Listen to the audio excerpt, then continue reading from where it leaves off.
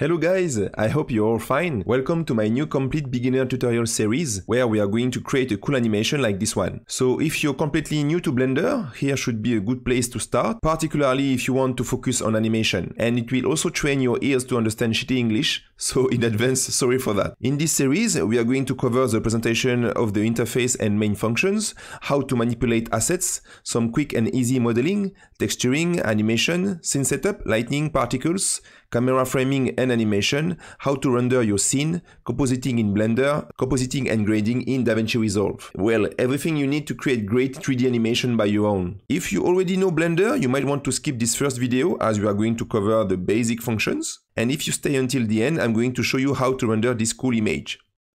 Okay, when you start Blender, you have this splash screen, and here you can see the version I'm using. So it's 291, I think it's the last version. On the right side, you have your recent files, and on the left side, you have the template that you could use to start a new project. So you have general 2D animation, sculpting, VFX, and video editing. Most of the time, if not every time, you are going to use the general template. Here on the main windows, you have what we call the viewport. This is where all the magic is happening. This is where you are going to place your different objects or meshes, your light, camera, set up your scene.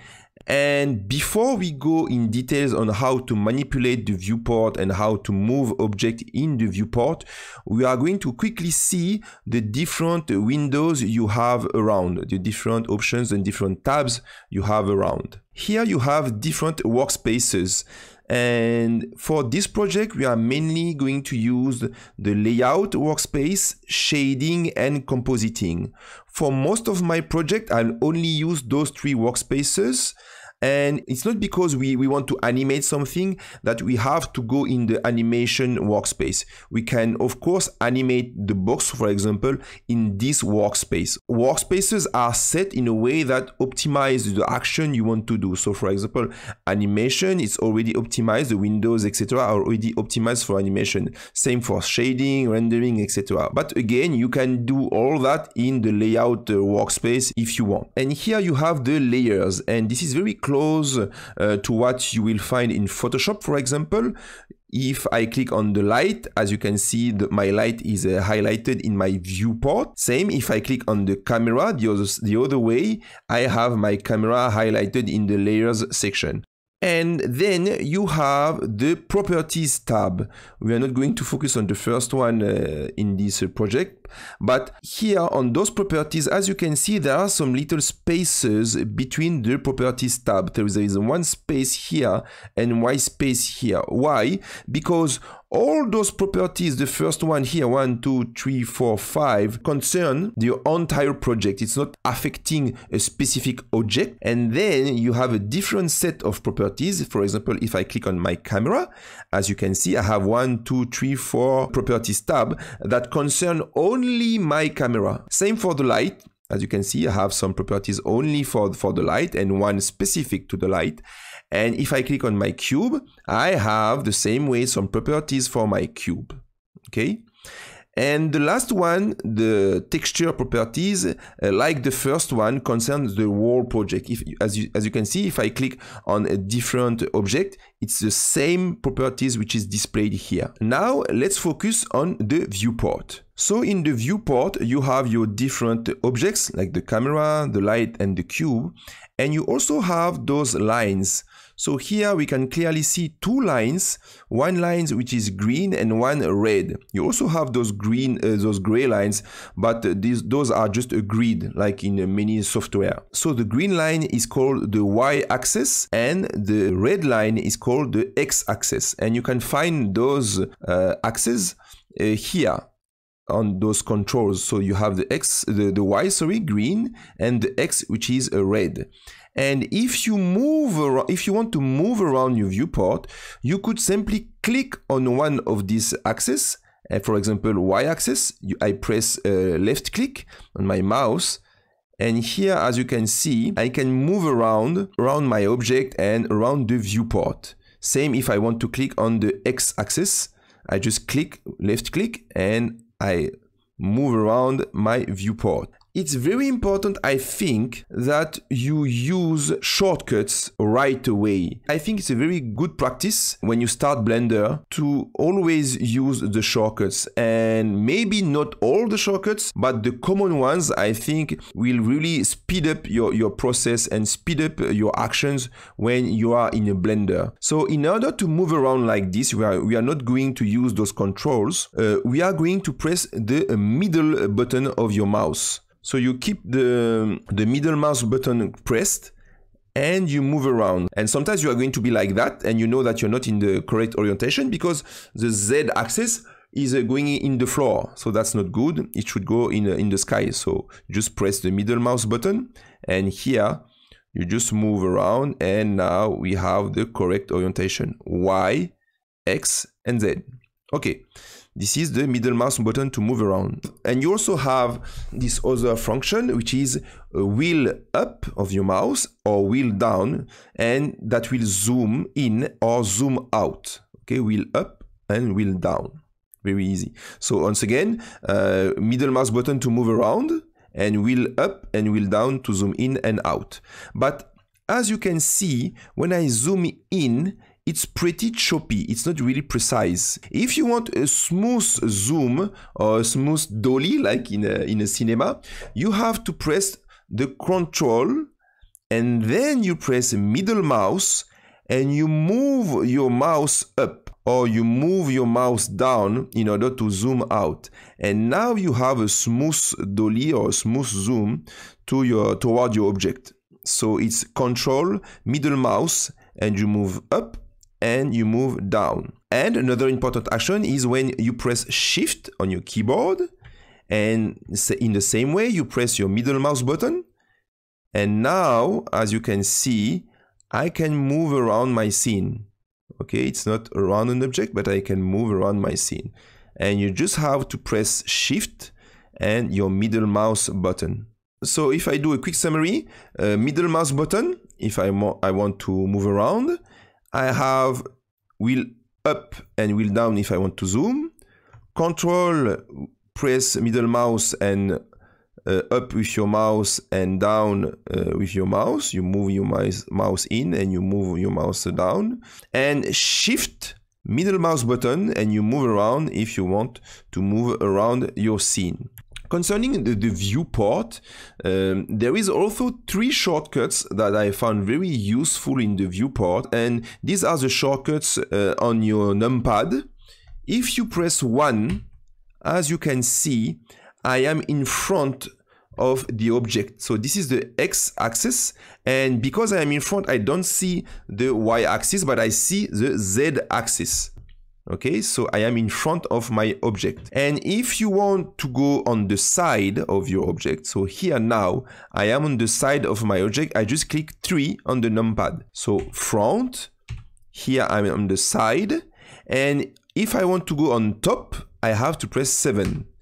And now, if I will down, I will down, I zoom out. As you can see, we are on top of the scene, and here the y-axis and the x-axis. So let's say now I want to move this cube, and in order to move an object in Blender, you have to press G. So you select your object first with the left click, and you press G.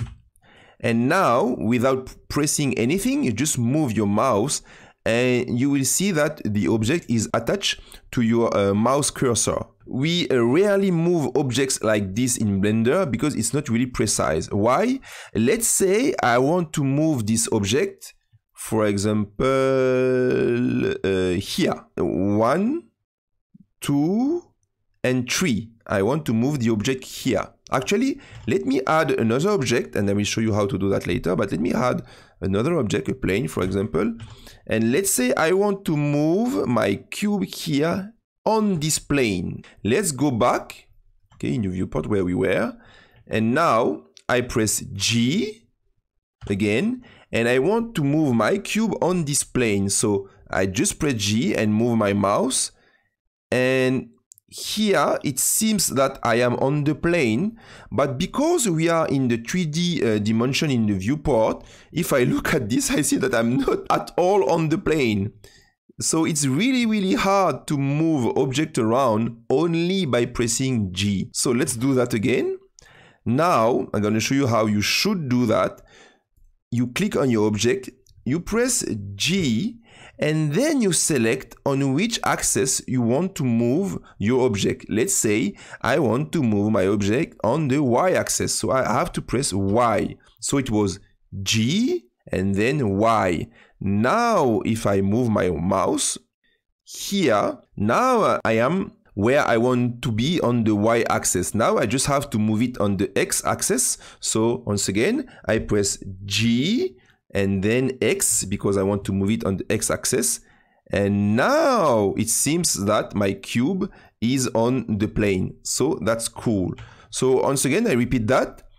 You press GY to move on the Y-axis and GX to move on the X-axis and GZ to move on the Z-axis. But to speed up my manipulation of the object, the way I like to move objects is by pressing G and Shift Z. And what is it doing? It's blocking the Z-axis, and it allows only to move my object on the Y and X-axis. So as you can see, I can move my cube around, not on the Y then on the X, but at the same time, G and Shift Z, I can move my object on the Y and X axis at the same time. So now I can easily place my cube on the plane. Not really, but let me go on the top view and now Shift Z, and now I'm sure that my cube is on the plane, is normally on the plane. Okay, cool. If you want to remember only one shortcut to move your object, it's a G, Shift Z, and you move your object. And before we do a little exercise, I also want to mention that you have some transformation that you could do on an object. And the most common transformation that we will do is to scale and to rotate your object. So in order to scale your object, as usual, you just have to click on the object and you press S. And when you move your mouse without pressing anything, you can see that you are scaling up or scaling down your object. And like moving exactly the same way, if I press SY, I will scale my object on the Y-axis, and SX, I will scale my object on the X-axis. SZ, I will scale my object on the Z-axis. And as you can guess now, it's exactly the same for rotation. You just have to select your object and press R. And if I move my mouse, as you can see, my object is rotating. But if I want to rotate only on the Y-axis, I press R and Y, and R and X for the X, and R and Z for the Z-axis. Okay, now that you master the art of moving objects in Blender, let's do a little exercise. So let me delete this. Okay, what we are going to do, we are going to add another object to our scene. So in order to do so, there is a shortcut that you will use all the time, which is Shift A. And Shift A will allow you to add objects, to add empties, an image or lights, camera to your scene. You can go here also if you want to do that. So in object mode, you have here this button, add. Or as you can see, when you have your mouse on the button, you have the shortcut which is displaying Shift A. So let's do that. I will press Shift A, and here I can add a mesh. A mesh is like an object. I can add a cylinder, or if I want to add a cube or a torus or whatever I want to add. So for this exercise, we are going to add a cone. Okay, so it's once again, it's Shift A, mesh, and a cone here. Okay. Now we have our cone. So we are going to move the cone on the X-axis. So I'll let you do that once again. Okay, good. So it's a GX, sorry. and here. Okay, now if I press 1, if you remember, if I press 1, I am in front of the different objects. I see that my objects are not at the same height. So let's say that ground 0 is this x-axis. Okay, so I press 1 again. It means that I want to place my different objects on the x-axis. How we do that? It's G and Z. So G and Z, and I place it here. And same here, G and Z. And now I am on the x-axis. Cool. Okay. So now we can start our exercise. So the first exercise I want you to do is to place this cone on the square, the cube, sorry, like a little hat. So I let you pause the video maybe, and you do that. You place the cone on the cube. Okay, so in order to do that, we could, for example, lift the cone with G and Z. Okay, cool. And we want to move, maybe we go on top, and here we can see that we have a really good alignment. So wheel up, sorry, to zoom, and we press G and X to move it on the X axis. So that's perfect here. And if we go on the side by pressing 3, we can now press G and Z. And now we have the cube on, we have the cone on the cube like a little hat. Okay, now the other exercise would be you have to place the cube on the cone. So it's exactly the same. Maybe I lift my cube, I go in top view, GX, like this. Side view 3, GZ, and now I have the cube on the cone. If you managed to do that, congratulations, you mastered the art of moving objects in Blender. Okay, now let's say that we want to give some colors to those objects. This is where we are going to use the shading workspace. But before that, when I look at my cone, I see that it's not very smooth. I have those lines. Often when you see those lines, there is a cool option in Blender to fix that. You just have to click on your object, right click, and you have Shade Smooth. And by doing that, Blender is smoothing everything. Now, let's focus on the colors of the object. Okay, so we go in shading. And as you can see, we have a different presentation. You can move the different windows like that. You just have to go on the limit, and you will have those 2 arrows, and you move up or down. And here we have an image editor and a browser, but we are not going to deal with that today. When we go in the shading workspace, you can see now we are not in the same display mode. So when we are here in the layout workspace, we were in the solid mode. Those modes are how you want to present your object in the viewport. So there is the wireframe mode, there is the solid mode, and you also have the material preview mode. And in the material preview mode, you can see what are the textures or colors that are applied on your different objects. And this is not the case in solid mode. And then you have this last display mode, which is the render preview mode. If I click on render, this is the most, I will say, accurate and realistic display, but it needs a lot of power to display. That's why you see all those little dots when I move around, and you see that now it's very choppy because it's calculating all the shadows, all the lights, the reflection, etc. So for now, we are not going to use this mode. We are going to go back in the material preview mode. Let's go back in the workspace, and here we are already in the material preview mode. If I want to give a color to my cone, I will click on the cone here, and I will click new. Okay, so here we have what we call nodes. So here we have the principled BSDF, and the material output. And the principal BSDF is connected to the surface. It means that everything that is applied here will be displayed on the surface of the object. This is exactly what we want. So for now, we are not going in details in all those parameters, but we are going to change the base color.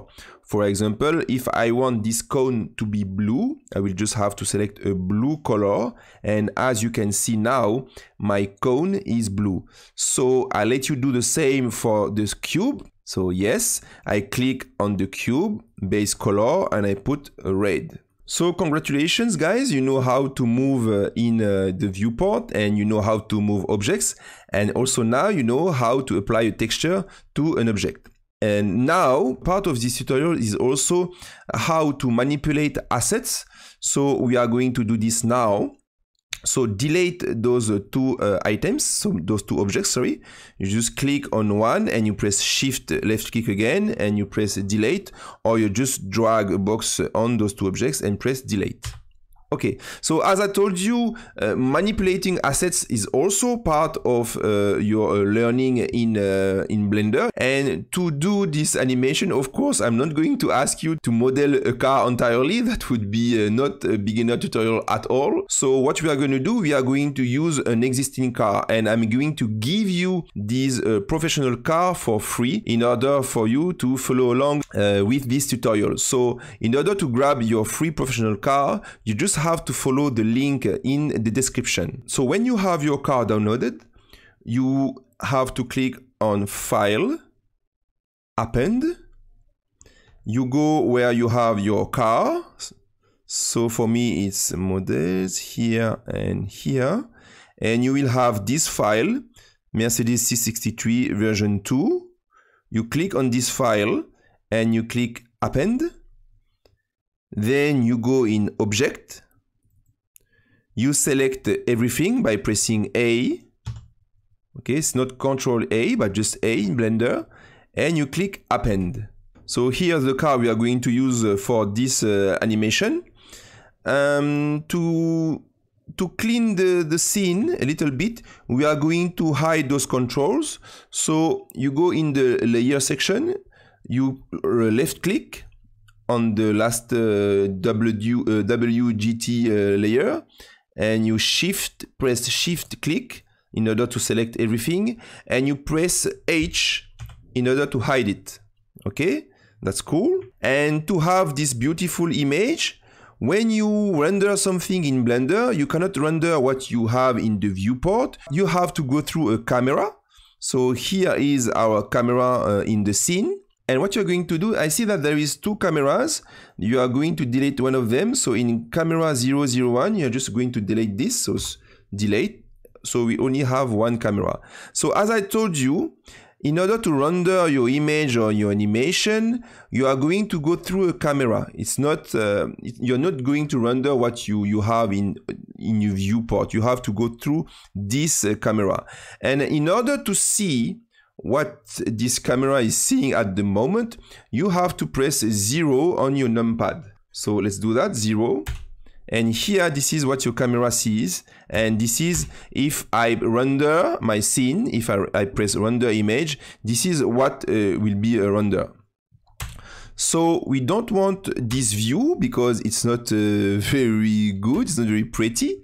We want another view. So now, because you are masters of moving your viewport, we are going to zoom a little bit here. So Control, middle mouse button, like this. And maybe it's too high, so we have to press Shift, middle mouse button, like this. And now we have a good view. And in order to place our camera just right here where we are at the moment, in order to place the camera here, we are going to press Control, Alt, and 0. Control, Alt, and 0. And here you have the camera where we were. And now the issue is, if I press middle mouse button, because I want to move my frame, you might have an issue, which is, let me show you, you might be like this if I press middle mouse button. the camera is not moving. Okay, middle mouse button, and if I press, for example, Shift and I want to move, as you can see, the camera is not moving. The entire view is moving. So this is not what we want. What we want to reframe our camera. So in order to do so, you are going to press N to have these different tabs, and you are going to go in the View tab, and you are going to tick this option here, Camera to View, and it will allows us to move the camera when we are already in camera mode, like this. So if I press middle mouse button, as you can see, I am reframing the angle, I am reframing my shot directly through the camera, and this is exactly what we want. So when we are here, the controls are the same when you are in the viewport. So I press Shift and I move, and here I think I have a cool angle to shoot my car. So maybe a little bit like this, and I press Shift again like this. Yeah, it looks cool. And maybe for the image to be a little bit better, what we are going to do, we are going to add a plane under the car to simulate the ground. So to do so, I know you remember the shortcut to add meshes or to add objects is Shift A, and I have plane. Okay, so I add my plane, it's under the car, that's perfect. And I want to scale it up. So do you remember the button to scale? I press S and I scale like this, for example, and I go back in camera mode, and cool, it looks like my car is on the ground. And maybe now, to see how it looks like, we are going to go in a render preview mode.